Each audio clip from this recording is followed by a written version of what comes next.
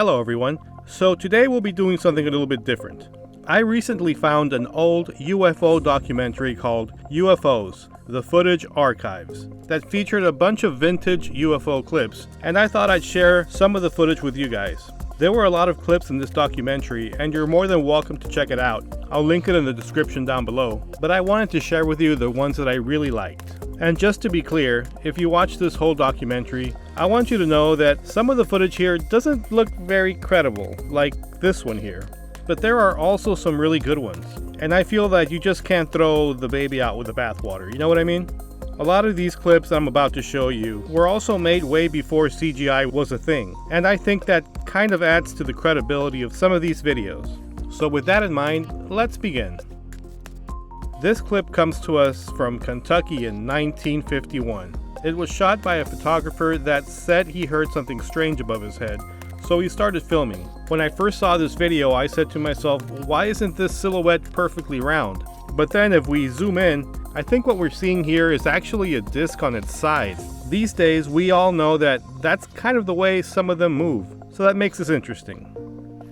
Next are some of the films from George Adamski, who I know that a lot of people say is, well, a hoaxer, and I'm surely not one to dispute that. There are some clips in this documentary that were shot by him that look really bad, like for instance this one here. But when it comes to this other clip, I just really like the way it looks, and I thought I'd share it with you.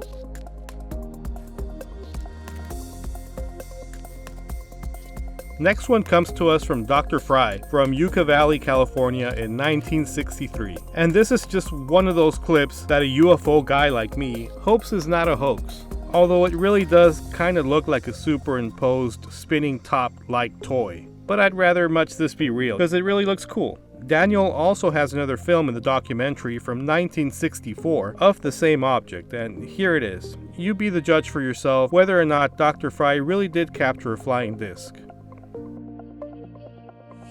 Next is a film that supposedly comes to us from the US Air Force in 1964. And I really like this one because I can bet this is real, meaning that there really is something there floating around in the footage. But that something could be something otherworldly or just some sort of experimental, very earthly craft.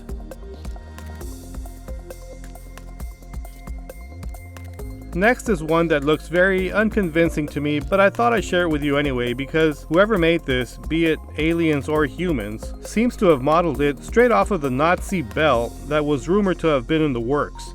What's kind of interesting about this clip, as unconvincing as I think it really is, are these spheres towards the bottom of the craft that kind of move around, which I thought was, well, interesting. This next one is a little more convincing, in that I think there's definitely something flying around in the footage. It's also said to be shot in 1966 by a Mr. C. Hansen of the US Navy over Catalina Island, California. Honestly, I can't really tell exactly what is flying around in the footage, but I really like the clip, so I thought I'd show it to you anyway.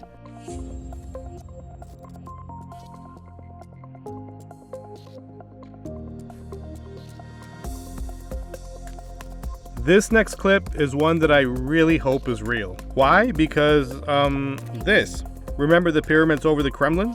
If this 1967 clip is real, it gives at least a bit more credibility to the other Kremlin video. And it really keeps me wondering if one day we'll ever know the truth. Next is another clip that I really hope is real too.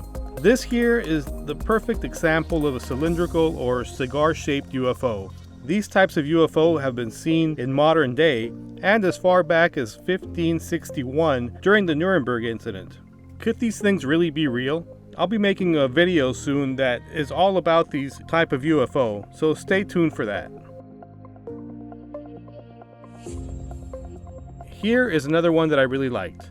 If this thing that's supposed to be floating around in the background isn't a piece of the detaching pod that we see in the center of the film, then it really looks like one of those triangle or pyramid-shaped UFOs that we've been seeing in the UFO community as of late.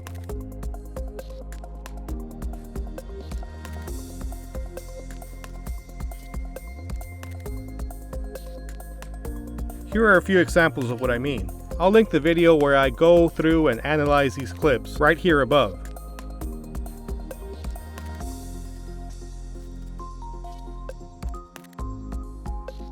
So what do you guys think? Are these floating triangles with lights real, or are they just space junk reflecting light? Tell me in the comments down below. These next two clips, the documentary really doesn't specify who shot them, but it looks a lot like some of the Billy Meier films. I know Billy Meier is supposed to be a huge hoaxer, and I believe he is.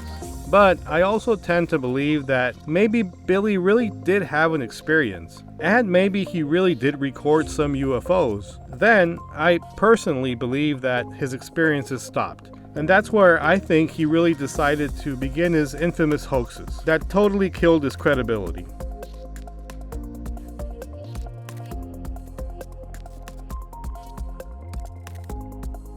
Here is a clip that the documentary does credit to Billy, shot in 1976.